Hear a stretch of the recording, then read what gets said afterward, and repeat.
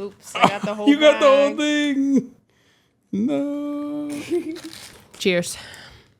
Cheers. Thank you, Ryan Trahan, for this delicious treat. Thank you, Ryan Trahan, for quite literally the best sour candy I've ever had in my life. Yeah. And it's the best without being horrible for you. Mm-hmm. No artificial dyes. That's why it's a funky green color. Yeah. It's dyed with like spirulina or something like that. Reduced sugar without having like a sussy sugar additive. Well, Joyride. Woo! Joyride. Love you, for the Joyride. win. Welcome back to the 8th? No, I think this is 9. Right? No, Yes. it's not because you're not passing. That means Spro- $5. Okay, I bet you $5. You're not passing Spro's comics. Or You're not press.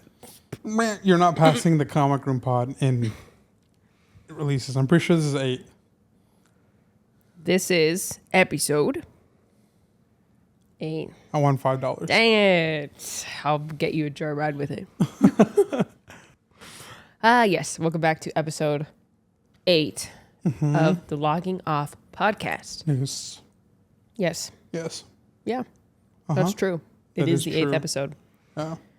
We're still on the couch. I think we're probably Probably committing to this. Yeah. It's nice. I mean, it's kind of funny. We bought the table with the podcast in mind. Like, it's nice to have a dining table, and that's good. But we bought it. The catalyst to buy it was so that we could have a place to sit for our podcast, and now we're just on our comfy couch. Now we have a place to play board games. Yeah, like Dominion. Dominion. We had some friends over and rediscovered a game that we played ages ago. Yeah. It's like this complicated conquest card game that we I wouldn't say almost... it's complicated. It's Well, Maybe we played the that's- base version, so maybe the base version isn't complicated. maybe I'm speaking for myself because I start reading pages of clear instructions about how to play a game, and it just turns into mush in my brain, and I can't compute it. Instructions are weird because it's hard to like. You're like trying to figure it out and like envision it, and you're like, "Well, this seems really hard." But then you start playing, and you're like, "Oh, this makes It's so a lot easy. of sense." Yeah. Or like a really complicated rule, or like a seemingly pointless rule, and you're like, "Why would this be here?" And then as soon as you start playing, you realize what it's there for. Yeah. However, I couldn't quite figure out how we were actually supposed to play Wavelength Yeah, because we played it a different way, and I still don't know. Well, it didn't really make sense because we had to. If it's a board game, we should be able to speak freely. There shouldn't be like secret discussion. So I think we were playing it wrong somehow. Yeah. But it was still fun. Yeah. Board games. I have a love-hate relationship with board games. I like strategy stuff like that. Anything where you have to lie or be witty, especially lying. I think we could actually we could probably 1v1 Wavelength, right? Yeah, we definitely could. Yeah, that would be actually really fun. That'd be a fun episode. Yeah. Games. Speaking of games. Speaking Perfect of games. segue. It's what I get paid for. Yeah. We are discussing somewhat similar to the last 2 episodes. We're basically just going through topics and giving you what we like. We might as well finish off the next couple weeks with TVs and movies. Yeah, just get baseline favorite. It's like get to know you. What's your favorite game? What's your favorite song? What's your favorite album? But hopefully we're still like giving you a good reason to listen to something or play something. It's not just like look at me, here's my favorite. So this week we are giving you our, I don't want to say, how would you say it? Top 3 games? Or is it like, for me, I picked games that like of my personal library. If I had 3 game recommendations for things that would like positively impact your life, these are the games that I would pick. That's why I picked mine. Mine's a lot more selfish and self-centered. I picked my like 3 most important games in my life. Like 3 games that I would say that led me to where we are at today. Yeah. Like without these 3 games that I'm going to talk about, I don't think we'd be here. Really? Yeah. Oh my gosh, I can't wait to hear what they are. I have predictions. I know one of them of yours, but I don't really know the other ones, so I'm really excited to find out. I guess that one doesn't really count, but I would say that's still like. No, I would say it would, because I would say like, amidst like all the online games we play, like that game like reminded me how good games are. Yeah, as like a story medium. Yeah. Yeah. This is a very special topic for us, and I think just in talking about media, I personally feel that like gaming is a very overlooked media outside of the people who are actively involved in the gaming community. Like I saw a chart yesterday of, I don't know where it was from. I don't know how big the sample size is, so disclaimer. But it was basically like men ranking what they think are the least attractive hobbies in men. And the number one, or rather not number one, but it was like mildly unattractive is video games. And I just was like, wow, is that like a self-reflection of what, is that projection, or is video gaming actually still perceived as like that much of a lazy, pointless hobby? I don't know. I saw one today actually that was women ranking the most unattractive things in men. And the number one thing was video games. Oh my gosh. And then I gotta be the most unattractive person in the world. Gambling, collecting figurines, comic collecting. Wait. I started a tweet draft today that was here, wait, let me show you. So did you see that one, that same one? No, there's a tweet that I saw from a voice actor that was like, what are the most attractive hobbies for someone to have? And I have a draft, and it says comic collecting, playing HSR once a month, cooking but only Mexican and Filipino food, playing with our 3 cats, boxing. But I was a running list, which is why I hadn't finished it yet. That's funny. Yeah, but gambling, you don't like sit at. I think gambling is unattractive. You're just like sitting at a slot machine and letting your brain turn to mush. Yeah, Funny saying that as a gacha player. I do it as like a social thing. Yeah. I don't do it as like a. You also play like skill-based games or like strategy games. Yeah. Which is not so. I only do it with other people. Huh? Poker's attractive. Really? Oh yeah. Wow. Because that's like competitive. So. But no. Yeah. That's why I hate Las Vegas. I like the social aspect of gambling. It's fun. Yeah. Yeah. So, anyway, gaming, I think. Well, it takes experiencing it, I think, but it doesn't. It only takes one good game to show you how powerful a storytelling experience video games can be, and, well, we'll get into it when we get into the specific games. But like, there are some stories that would have impact if you were to watch them on TV or watch them in a TV show or read them in a book. But there's something different about when you, by nature of the game, are making decisions and being inserted into a story. And even if the story is set from start to finish, the fact that you have to walk through it, and like, if there's a point where you have to have an altercation that has some kind of tension in between two characters, like, you're the one who has to press the button to like say those final words, or, you know, if it's more combat, to like initiate that fight or whatever it is. It's so personal. So I think it's such a powerful medium that engages you and makes you really like, you can't help but really reflect on like the decisions you make or the things that you experience in a game, and like who you are and what you would do if you were actually in these shoes. Like, it's just more in your face when you're the one pressing the buttons and making the choices. So, yeah, I picked games that I felt. I mean, I think it's like two ways of saying the same thing. Movies, shows, games that impacted you or drove you. These are also games that impacted and drove me. That I think would probably have a similar effect on other people, most people who would play it. So, should we start with our honorable mentions? Yeah, honorable mentions. Okay. Okay, I'll go Yeah, first. you go first. So I have 3 honorable mentions. I have 2.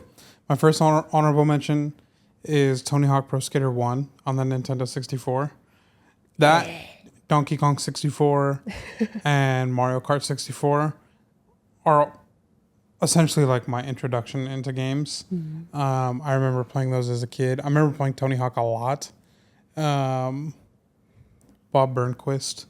I just remember using that character a lot. And just like the whole Tony Hawk series, like I played all the way through Project 8. I played every single one of them. And I love those games. So yeah, Tony Hawk Pro Skater 1. A second one is Skate 3 on the PlayStation 3. If I still had my PS3, I would be very curious to see how many hours I have in that game. Ooh. Because during summers and weekends I don't know if it was middle school or high school, but man, I would wake up, play, eat, play, eat, play. And that was it. I love that experience. You're so obsessed with the game. Yeah. So I can't. Skate 4 is coming out hopefully soon. Ooh. They announced it a few years ago, but yeah, I'm very excited for Skate 4. And then my last honorable mention is Spider-Man PS4. I was gonna put that in my top 3 list. I was gonna say it's a very honorable mention. It's a very close, but I wanted the game that I chose instead of it, I feel like needs to be talked about more. Everybody knows how good Spider-Man PS4 is, and not everybody knows how good this other game is. So Spider-Man, I mean, just an incredible story. It went back to the roots of the OG Spider-Man PlayStation 2 games, or at least I played them on the PlayStation 2, of just like web swinging and making you feel like you're actually flying through New York. Like the Amazing Spider-Man games that were like loosely connected to the Garfield movies, they were okay. The swinging mechanic wasn't great, but I think bringing that swinging mechanic back and making it as good as they did, I mean, I could just sit here and swing. Like I turned on Spider-Man 2 and started a New Game Plus just so I could swing around the city. Like, it's so good. We moved the PlayStation out here 2 nights ago, and I asked, "You're gonna play?" And he was just like, "I'm just gonna swing." I mean, yeah. Just gonna swing. Yep. It's I like swinging around New York in that game, and just like, I mean, I've already seen the Easter eggs a million times, but like, I love going and like finding the Nelson and Murdoch. I love going to Avengers Tower, like going to the Baxter Building, and just like seeing all the Easter eggs that they put on the map. I do it every single time I swing, and it's like it never gets old for some reason. Virtual tourism. Yeah, seriously. Yeah, it's like it feels. It's different than like seeing it in a show or seeing it in a movie, because you can go and like be there, so to speak, and stay there as long as you want. It's like just in real life. It's not in real life, but it's in like an open world type of thing. So I get that. We all have our favorite spots in open world games. Dang, those are your honorable mentions. I definitely thought Spider-Man PS4 was gonna be in your top 3. So I have no idea about the. Well, I guess I have a couple guesses, but we'll see. Okay, my honorable mentions are all very popular games, and you probably all know them, but there's a surprising amount of people who know of them but have never played. But the first one is kind of a package deal, Portal 1 and specifically Portal 2. I mean, what can I say about those games? I'm surprised it's not in your top. I know. You might be surprised by the ones in my top, because it was very impactful for me, just on a personal level. It was my first introduction, one of my first introductions into story-driven, like highly immersive story games that like push your limits. And I do okay with puzzles. I love puzzles, but sometimes I just get like stuck on an idea of how I think something is supposed to be solved, which I've accidentally done lots of like, speedrunner solves, but I don't do them quickly. I just do them because I couldn't see the obvious solution to a puzzle. So I chose a more complicated way. But it's really, Portal was, I think I paid $3.99 for the bundle of 2 of them. And I had no idea what I was getting into.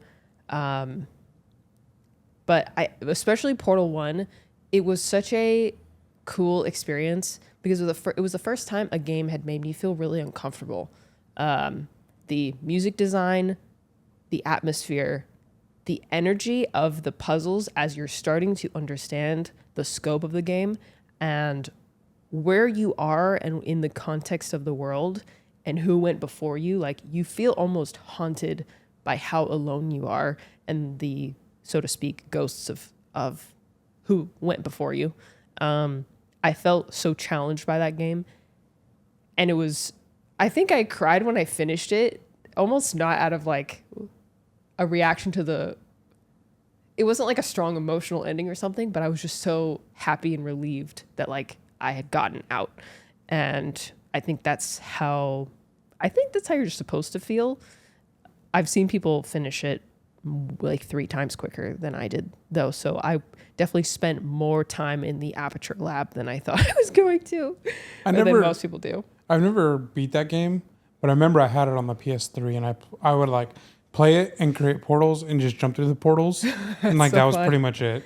I mean, the game was so ahead of its time and it still stands up.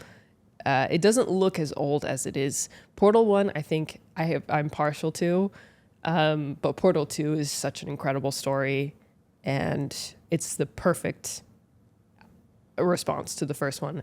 We just started Portal 3 and there's a perfect setup for Portal 3 in Portal 2, but I don't want to talk about it anymore because it's never going to happen. My next honorable mention, also extremely popular, Undertale. Everyone knows Undertale. Everyone knows of Undertale, especially if you're in the gaming community. But I found a lot of people, like a lot of even streamers my age, have never played Undertale. Oh, man. I feel like it's a type of game where you are guided 100%, but your decisions matter. And I think that was the first game I played where your decisions matter. And it's so unique. Like, the energy of that game was so special. And it was such I would say it was like revolutionary looking at the many, many games that were inspired by Undertale. And the game, it contains multitudes because every decision has, like, every compounding decision can have a catastrophic impact. And I couldn't finish the darker mode of that game. I couldn't finish it. And honestly, I didn't want to finish it because it was very grim. But in what I would believe is the true route, the payoff for the decisions that you make is so good. So love that game, love the games that inspired, and I have obviously a game that inspired on my top 3. You guys probably already know what it is, but we'll get there. Last one really quick, Animal Crossing. Animal Crossing New Leaf, which was probably my top played game on my DS when I was a kid. It definitely built my appetite for simulator story tending to a community like sand. No, it's not a sandbox. It's a simulation game. It built my appetite for that type of game. Those kinds of cozy, wind down, collect type of games, which definitely affected. I mean, if I hadn't played New Leaf, I don't think I would have gotten Animal Crossing New Horizons when it came out, and I would have never become a streamer. So definitely had a lot of impact on my life. So those are my honorable mentions. Those are very strong. honorable mentions. Yeah. All right, my number 3 game. This is in timeline order of my life. Oh, okay. So the honorable mentions, Tony Hawk, earliest games I played, and then it's gonna get closer to the age that I am now. So my first game on this list, not my number 1, my number 3, is Resident Evil 4 on the GameCube.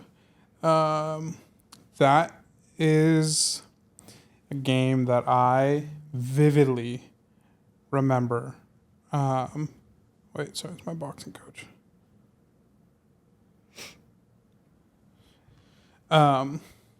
That is a game that I vividly remember. I didn't play it the first time. I watched my dad play it. And so I just remember so clearly watching him play. And I was like too scared to play at the time. And then I think also like watching him play that is also, that's kind of like what I would say started my love for video games, because that was before Skate came out. That was before I was playing Call of Duty games. Like, and so that's kind of like, I would say, what really started like the infatuation with like, oh, video games are like good. So I probably watched my dad beat it 2 times, maybe 3, and then I beat it once. Because we got it on the GameCube first, and then we got it on the PS2. And I played it on. That's when I finally played it. Was on the PS2. And I have a vague memory of like. Maybe I'm confusing it with another game. But, like, renting it from Blockbuster. Oh, you could rent games from Blockbuster. Yeah, I forgot about that. I don't remember if it was that game or if it was another, but yeah.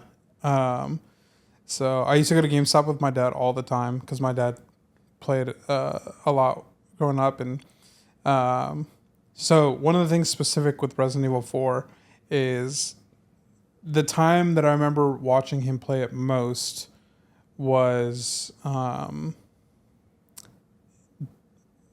during like rainy season.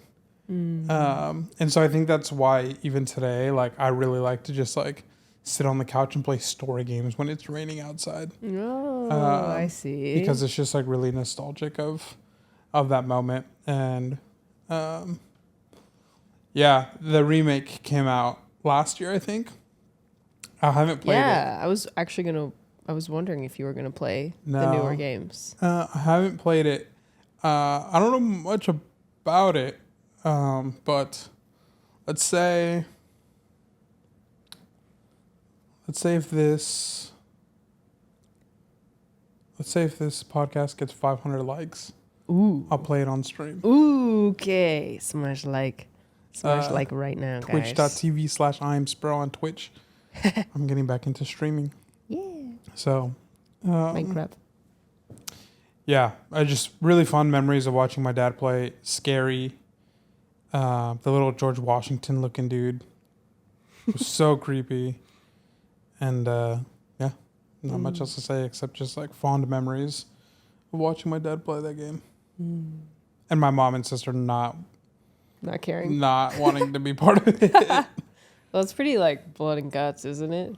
It's creepy. Yeah, it's like I don't remember exactly if it was. I think it was like a disease that like kind of zombified them a little bit. Oh. Yeah, I'd watch you play it. So smash like so we can all watch him play it. I just had a look. The first podcast got 1,000 likes. Second podcast got 500 over a little over 500 likes, and then it's been downhill since then. So it's because I haven't made any shorts. I haven't been promoting. Yeah. So if we get up to 500 on this one, okay, up to 500, winnable. It's gonna get like 3,000. This one's gonna pop off and go crazy. We just need to put something edgy in the title. Make people hate watch. Nice. Okay. My turn. Yep. Okay, these are by no means games that I think are like the best games ever, because truth be told, my library of games that I've played, especially if we're talking AAA games, is pretty small. I played a lot of Nintendo games as a kid, and then I pretty much stopped gaming for much of my teenage to my early adulthood, and I didn't really get back into it until 2020. So there's a huge gap in games and franchises, IPs that I've never played. So I'm sure there are so many games. Yeah, I'm knocking out games one by one at a time. But these 3 games are games that had a strong impact on me. I already explained that. But yeah, just quick disclaimer. My list will probably be ever changing. So my number 3 is a game it's relatively popular. It's definitely overshadowed by its more popular counterpart. Same developer as the Stanley Parable. The game is called The Beginner's Guide. Yeah, never heard of it, right? A lot of people haven't. It is an indie game. I'm just going to read the synopsis because it's kind of hard to explain. The Beginner's Guide is a narrative video game from Davey Redden, the creator of the Stanley Parable. It lasts about an hour and a half, has no traditional mechanics, no goals or objectives. Instead, it tells a story of a person struggling to deal with something they do not understand. So the basic premise of the game is there's a narrator who's talking to you, the player, and you get the sense that you were kind of gifted kind of like a gameplay plus recording of this guy, the narrator. Gosh, how to explain this? The narrator is not the one who made the games. They're his friend's games, or rather his old friend's game. And they're all unfinished. There are a lot of like levels to some are puzzles, some are kind of like, there's one where you walk upstairs and you're trying to get to the top, but every step you take, you slow down to like an exponential scale. So essentially no matter how long you go, you'll never reach the top. And then the narrator will like basically edit it and allow you to get into the room and show you what's in there. And in the room, there's like a bunch of ideas. And I can't say too much without spoiling it. So I'm going to keep this very brief because I want you to play it. Obviously, that's the point of talking about this.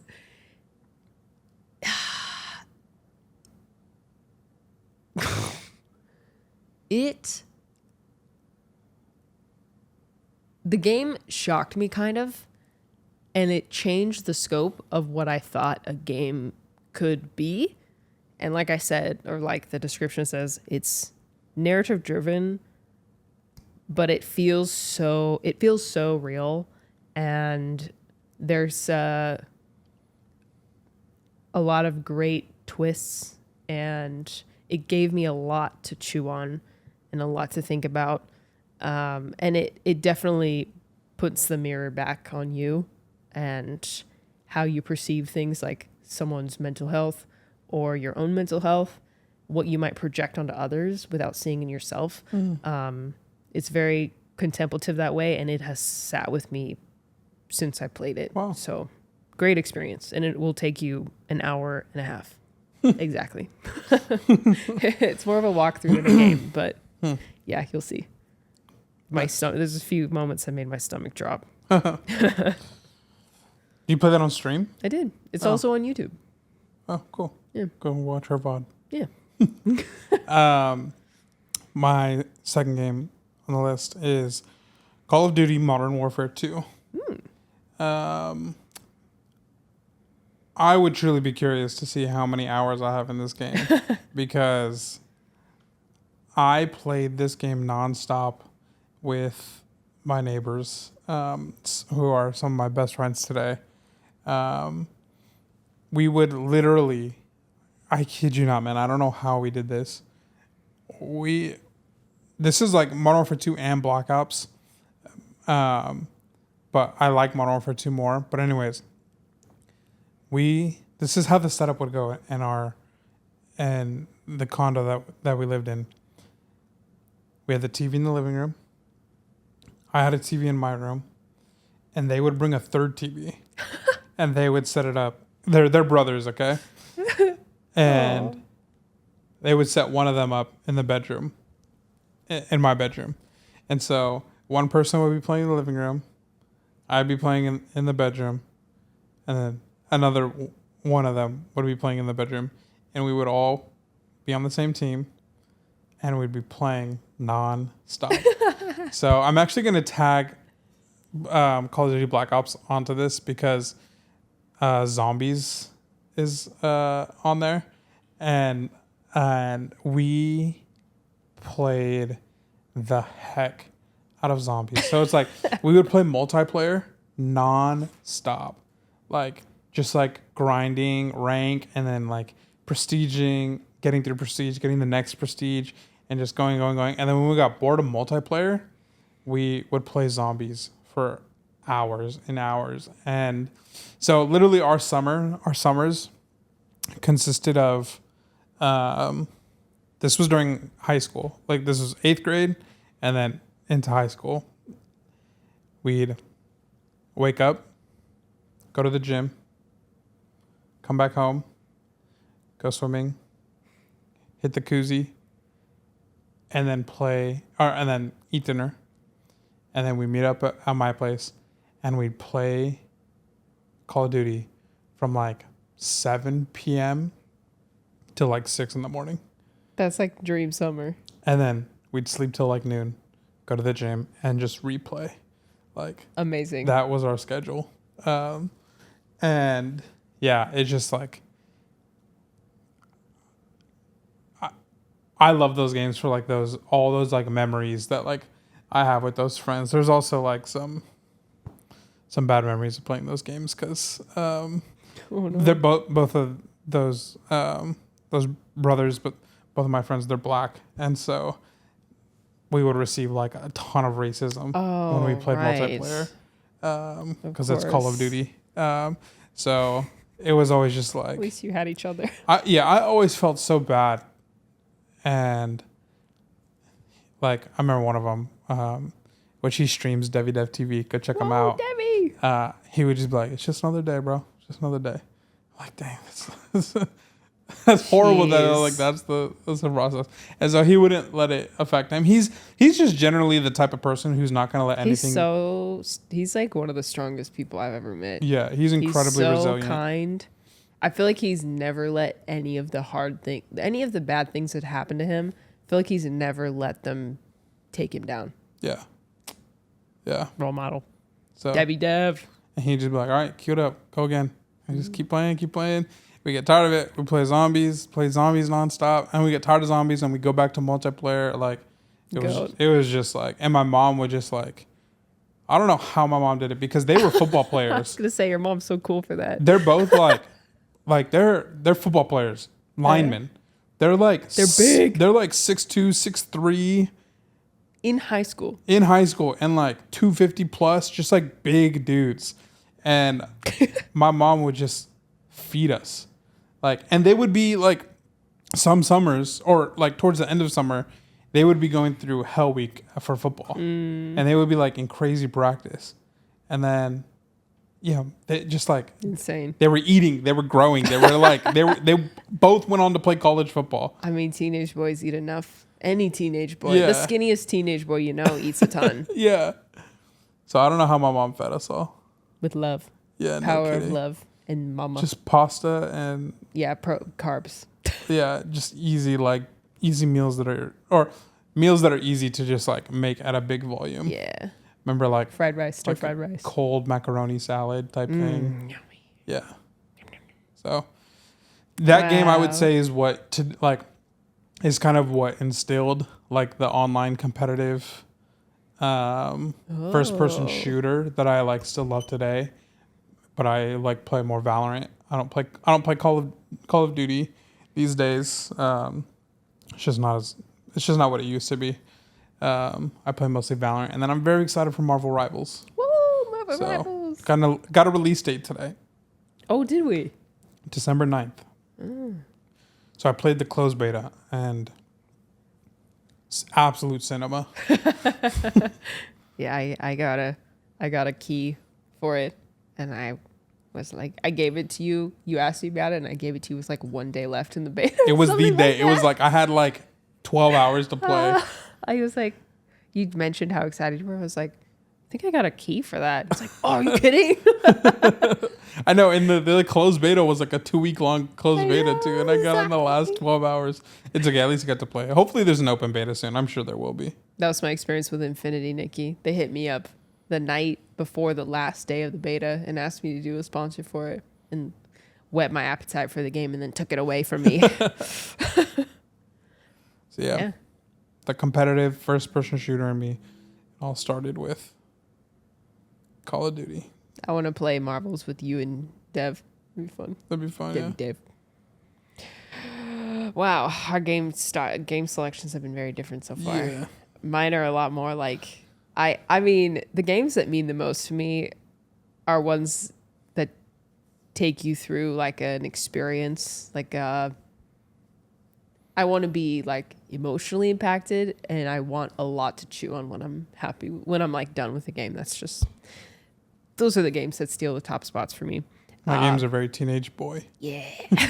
Not this last one though. But it all weaves together. Oh. You playing games as a teenage boy is why you played games as an adult. It's why you took interest in Twitch and Fortnite and gaming, and you got a PC and I got to use a PC. Like it all weaves together to the right now. Yeah. So, butterfly effect. You know what I just realized? We actually have to thank Devin, because Devin was the one who suggested the money dance. And the money from the money dance at our wedding is what we bought the PC with, the parts for the PC. Without the money dance, we would not have built that PC. No, we used the money dance. We deposited the big bills, and then we took the small bills on our honeymoon. But Should I FaceTime him right now? Yeah, see if he'll answer. Oh my gosh. Yeah, we did. When we got married, we weren't going to do a money dance. Like, at least in my culture, it's like not very common, but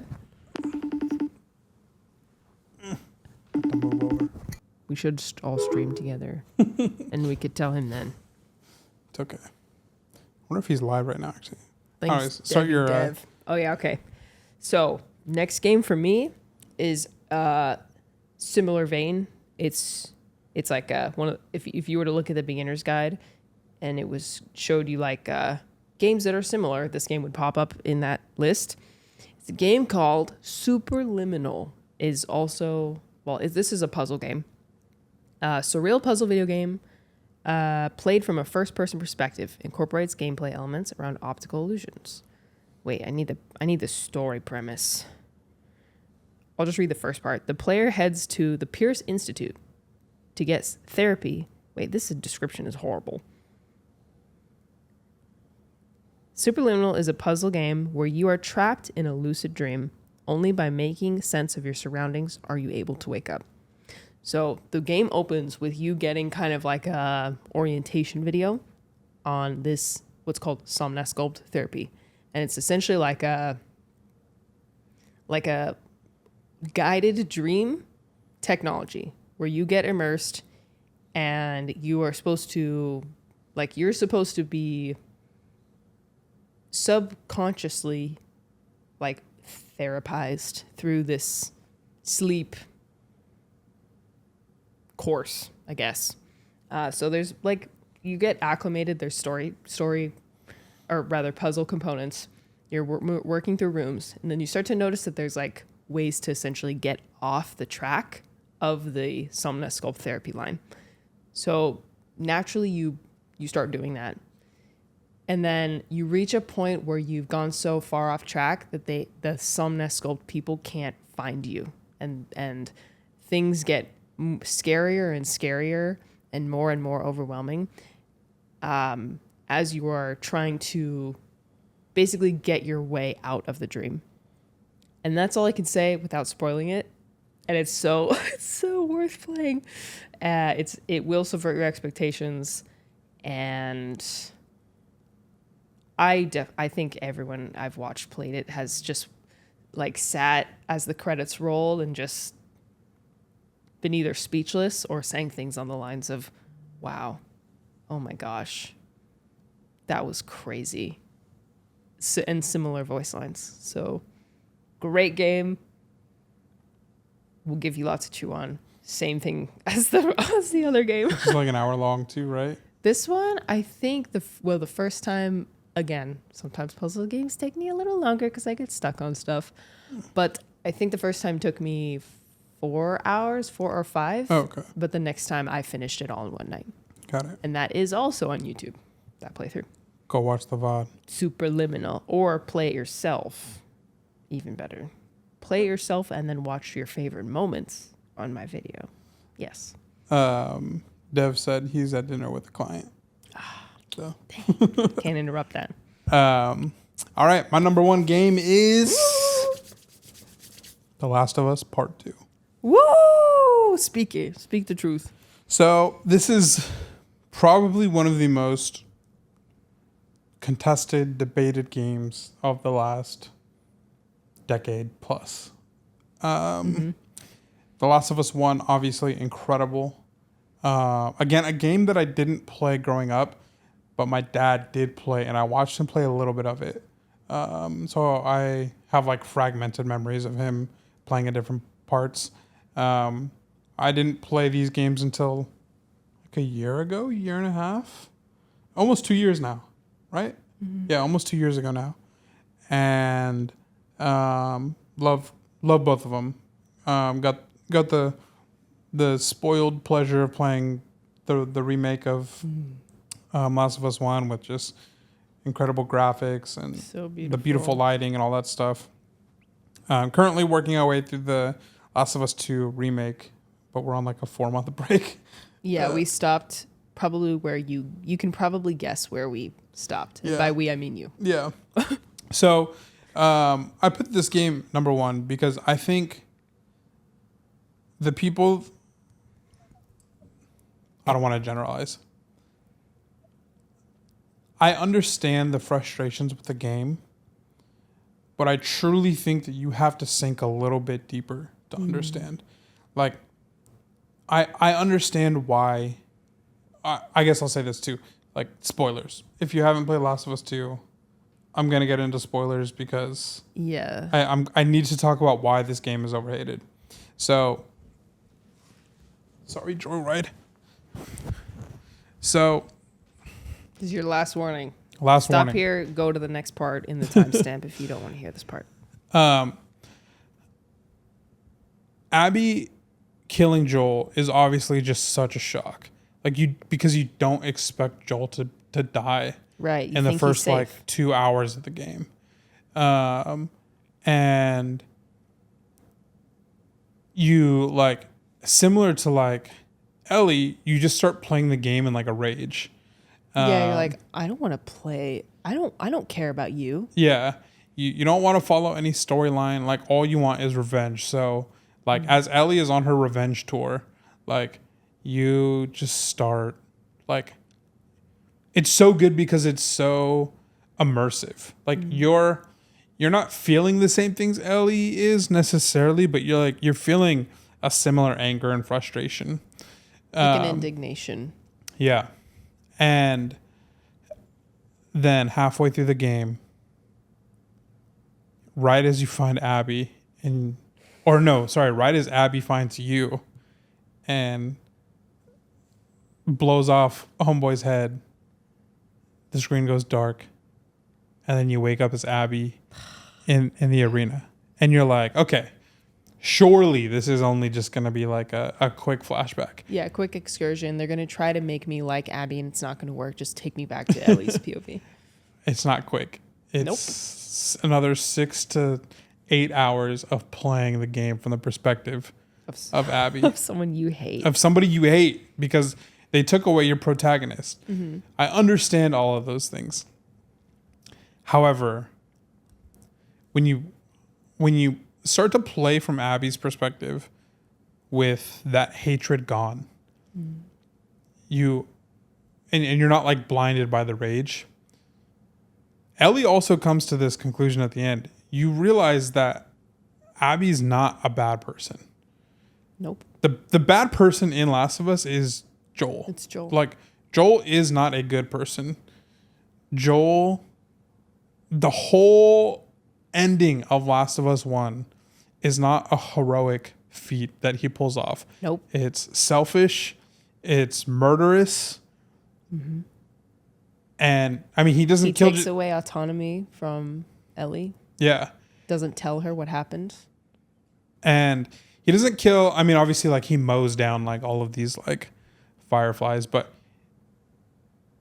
it's not just like one important person that he kills, Abby's dad. It's two.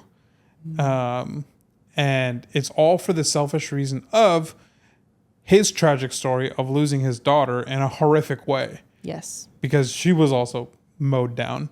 And so he is trying to fill that void in a way that is not, it's not his to fill in that way. He is making decisions on behalf of like other people, like for those people. So like Ellie, he's choosing life for Ellie, and Ellie didn't want life; she wanted sacrifice. Yes. And if I can make a quick note about that, I think the biggest mistakes were made on both sides regarding Ellie. The Fireflies didn't give Ellie a choice. Joel didn't give Ellie a choice. Yeah. I think if both of them let Ellie decide what she wanted to do, I think she would have sacrificed herself, no question. Yeah. So that, and you also get kind of, there's like context, especially from Joel's brother, that he kind of turned to the dark side when, I mean, he lost his daughter, so he goes into like a tragedy essentially, and he's got nothing left to live for, so he starts doing jobs. Yeah, doing jobs. And so we get more like context that he's kind of a bad dude from his brother. And not to say that like he deserved to die, but it was the repercussions of the choices that he made. Right. And so when you see it with the rage gone, because yeah, we all love Joel. It's the character you follow. It's the protagonist of the game. Right. It's your protagonist. Right. That you spend time with, and you find a way, you come to love him regardless of his past. You know, you're happy that he's found something to live for, that he cares about Ellie. Right. But in hindsight, what he did was horribly wrong. Yeah. And Abby, it's the exact same story. She was the victim of a tragedy of her dad being murdered. Whoa. She was the victim of a tragedy of her dad being murdered. And so she goes on that same kind of path of Joel of deciding who gets to live and who doesn't get to live. Right. And so they're both wrong for that. Right. But the most important scene of both of those games is the fight in the water. Water in literature is a sign of life. And there's so much like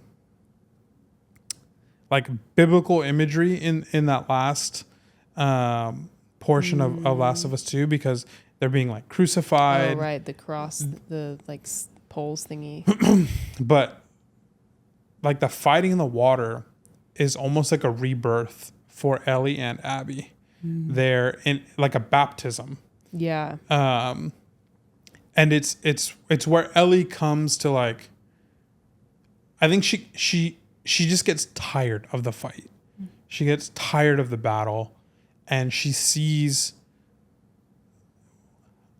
where Abby has gotten. Like, she's weak, she's frail, she can't even get a fair fight out of Abby.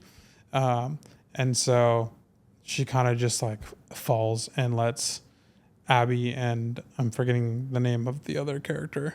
Oh, I'm also forgetting. Yeah, but and she lets them go, and they take the boat and they leave, and Abby is left in the water. But I like that fight in the water it's a baptism, not in the sense of like a physical. They both emerge like a phoenix out of the ashes.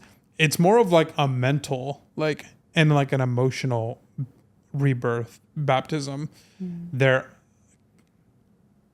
ideas and ideas of each other get washed away, and like the sins that they've like caused or have done to each other get washed away. Like they are no longer letting it affect the way that they are viewing each other, because Ellie then goes and essentially kills all of Abby's friends, and so Abby also has it out for Ellie, and is like regretful that she let Ellie live, when they killed Joel. Right. Even her mercy wasn't accepted. And so they both, what she perceives as mercy. So they both have this rage and reason to want to kill each other.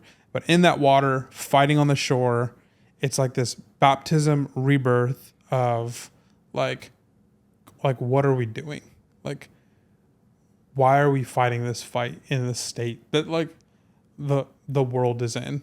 And I think that they kind of they get sympathy for one another. I think Ellie sees Joel in Abby. I can't remember the other character's name, but with just kind of having like a younger. Oh yeah, like a mentee. Yeah, and she sees that, and she can't kill Abby because of that, because she's like, well, the cycle's not going to stop because right, it's just going to keep going. Revenge. I'm right because I'm in the right and I'm justified because you did this to me. Yeah. But you did this to me because someone who's attached to me did this to you. Like, it never ends.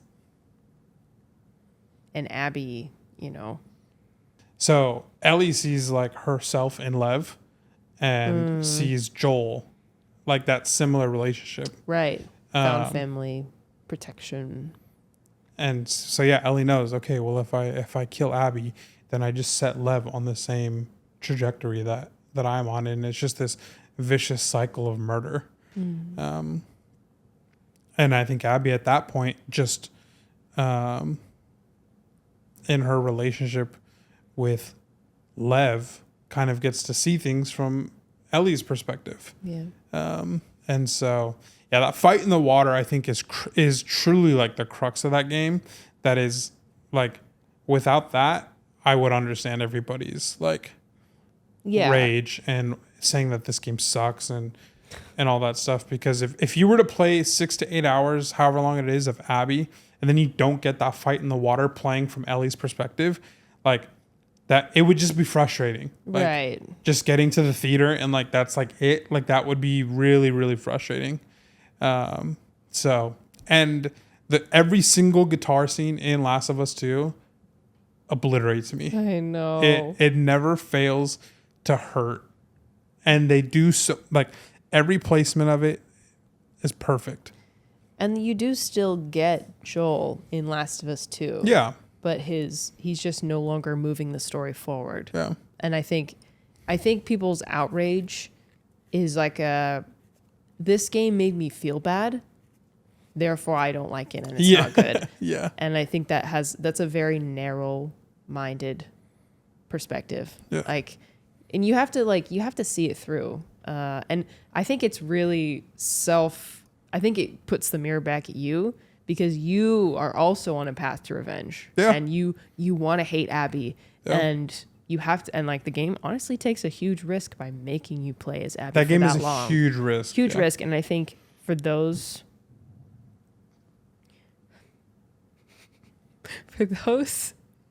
who can, for those who will see it, it is a fantastic story and it pays off.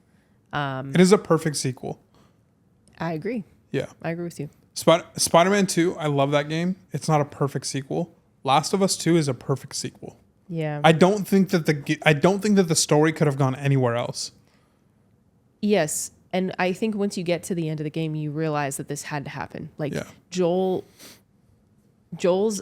past and his decisions were catching up to him all around. Like, his relationship with Ellie was fractured. Like, I don't know if Ellie ever forgives him. And like, if he stays alive, like, I really do think that they just end up estranged. And looking at that story overall, like, honestly, Joel needed to die. Yeah. Yeah. From a narrative perspective. So yeah, I think it's a very simplistic view to just be like, Joel died, therefore game sucks. Yeah. Yeah. It's the same It's an amazing story. It's the same with Breaking Bad. Like, totally. Walter White is not a good character, but he's our protagonist. Villain. He's a villain protagonist. Yes. And there's a bunch of other villains too. And everyone has their own motivation, and that's also true for Last of Us. Like, everyone has their reason for doing the horrible things that they're doing. And I think the game leaves you with a sense of like mournfulness over how this happens in the real world. Yeah. And also just empathy on like, just because someone has done something to me that I perceive as wrong and I perceive them a certain way, like, are they justified? Probably not. But there's probably something that could cause you to do something similar if put in the right, or rather the wrong circumstance. And it takes mercy and it takes forgiveness to not continue the cycle of vengeance. Yeah. I do want to get back to replaying it. The only reason why is just because that whole arena sequence and then getting out of the arena into like the train area and then like the like Lowe's store that like you go into, like that whole sequence is the most boring part of the game to me. I find like the rest of the game is great and I like the rest of Abby's journey, but yeah, that just whole arena sequence and like loading up on ammo and all that stuff is just like, ugh, okay. Yeah, it's like I just got to get through this. Now once I get through that part, then the rest is the journey backwards is great. Yeah, totally. So I have to leave in 8 minutes. Okay. So can I talk about Omori in 4 minutes or less? Probably not. I can also just exit and you can keep going.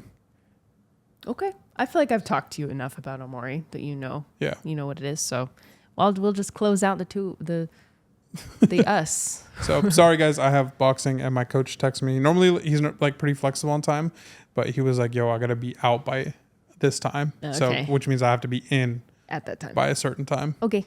So see ya. Right. Oh yeah, I'll leave now. Yeah. Last of Us. Bye. Check out my other podcast, the Comic Room podcast that I do with her dad, and family podcast, Spro's Comics on YouTube. And then if you want to see me stream, we're gonna be playing Minecraft more together. Yeah. I am Spro on Twitch, and have fun hearing about Omori because she loves it. I do. Bye. I still haven't gotten Joshua to play it, and I have. I've given him the synopsis. I don't know if he has the plot down, but yeah, I don't want to push him, but I do hope someday he plays it. I was hoping to try to convince him today, but it is what it is. Okay, so I don't think it comes as a surprise to anyone that my number one game is Omori, and it certainly falls in line with the reasons that I love Superliminal and the reasons I love the Beginner's Guide. Where to start with this game? Omori, I'll start with just the premise. Omori follows a kid. His name is Sunny. You can choose to name him out whatever you would like, but his canonical name is Sunny.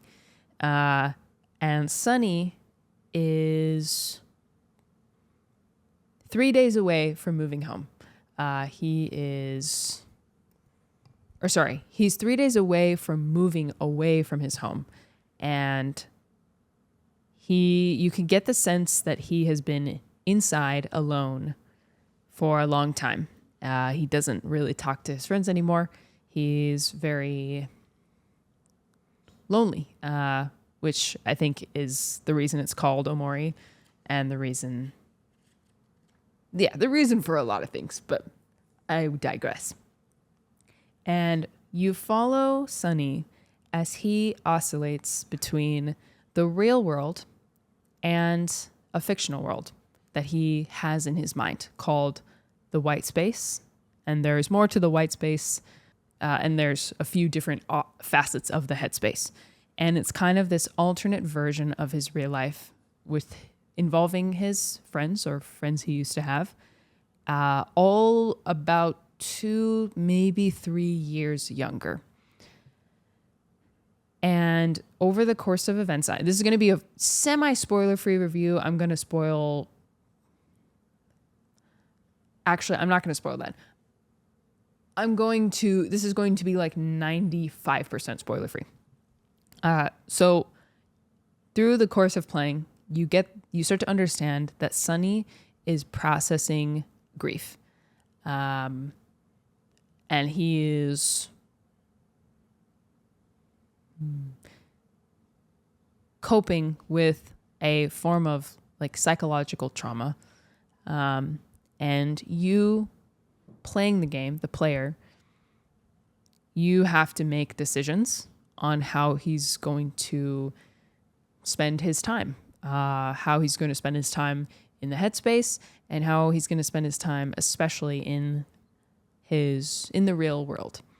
The biggest thing I just would say about it is that it's a storytelling masterpiece, and there is multiple pieces of like crucial information that is withheld from you from pretty much until the very end of the game.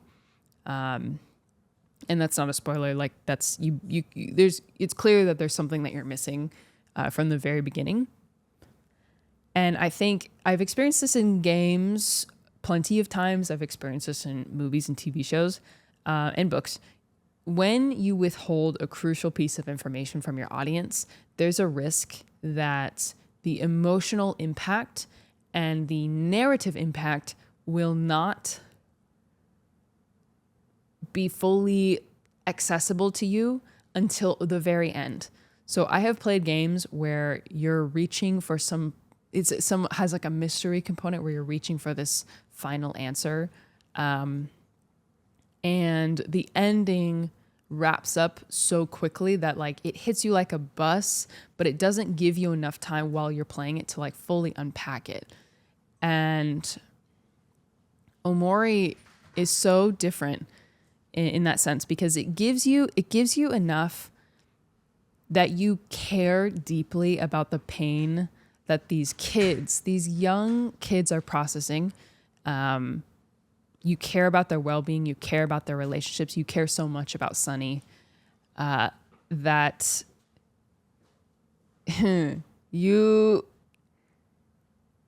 the crucial piece of information that you're missing it unfolds perfectly, that all it does is contextualize what you already understand about the characters. And the game,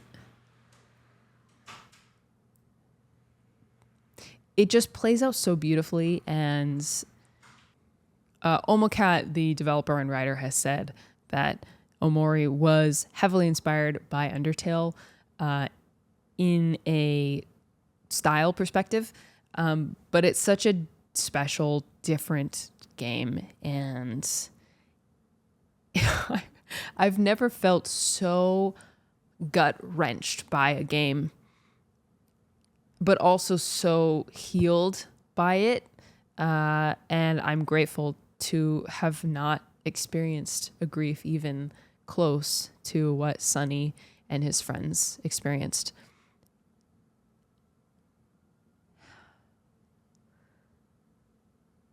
And I hope that when I inevitably do experience loss and grief in my life, that this game and the experience I had with this game will come back to me. And one of the things I think is so special about it is the fact that you as the player have to make the right choice over and over and over, and you have to keep choosing hope until the game ends. And that is so true to life, because people who are struggling with mental health, struggling with just on a healing path of any kind, like you have to choose your life. You have to choose and be strong over and over and over. And it's healing is not a linear journey. You have to commit yourself to doing the right thing over and over and over to reach the true ending. And it is just, I'm on my second playthrough right now, just have like the playthrough guide, and I'm playing through it slowly, hitting all the side quests and learning what I missed in my first time around. And all of those things have been obviously recontextualized with the story as a whole. So I'm playing it again without the mystery component, and it's just been wonderful. So that is probably the most that I can say without majorly spoiling it for you. I think it took me about 19, maybe 20 hours to finish it. The fastest playthrough of my friends is like 14 hours. So I think if you're a little bit, you can finish it faster than I can, I'm sure. I also voice acted the whole thing. Well, pseudo voice acted the whole thing. And all of my VODs. I love the game so much, I just uploaded my VODs to my main YouTube channel. I was like, the people need to see this game. Yeah, so Omori is also special to me because so many of my friends have played it. Obviously, Jake is the one who introduced all of us to it. I played it, Bwop played it. I think he played it before I did. Psycho played it, Fobmaster played it. And we all, like, I feel like there's just a shared bond between anyone who has played a game like this, especially this one. So it is my number one. Nothing has even come close to it, although there are so many beautiful games I've played. Omori, it's just a masterpiece. Have I said that enough times that it's a masterpiece? I have spent an egregious amount of money on Omori merchandise. I've gone to Omori events, and there's an Omori cafe that I'm hoping I'm going to be able to hit before August ends. So that is my number one game. I just, since I have you here and you're stuck with me, I just want to say that depending on how old you are and like what your context is, I'm sure you hear all the time. You might hear all the time that gaming is a waste of time. That is such a narrow-minded view. By what definition? Because you're sitting on the couch and you're staring at a screen, or you're sitting in your chair and you're staring at a screen. By that definition, movies are a waste of time and TV shows are a waste of time. We all know that's not true. Okay, there's our experiences, and that view ultimately comes from a place of ignorance about how powerful a storytelling medium gaming is. And Omori, I know for a fact Omori has made me stronger. And all of these games have made me stronger and more, I hope, compassionate. And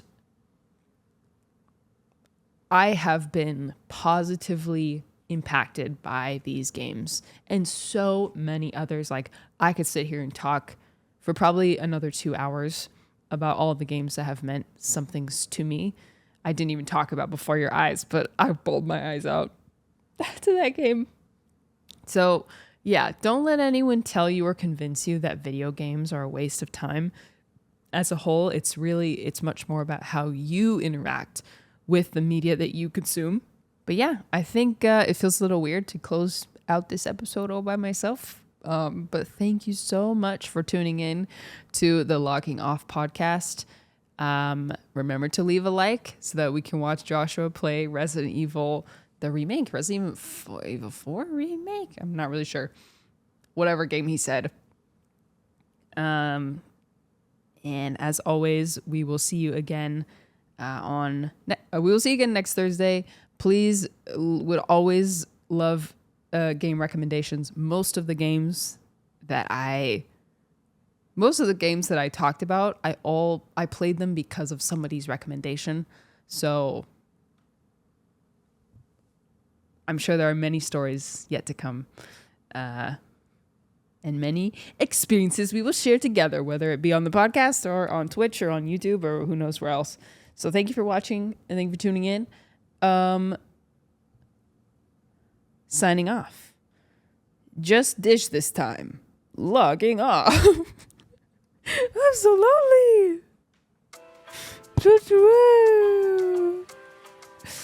I gotta cook dinner. I gotta stream tonight. Okay, bye. Bye.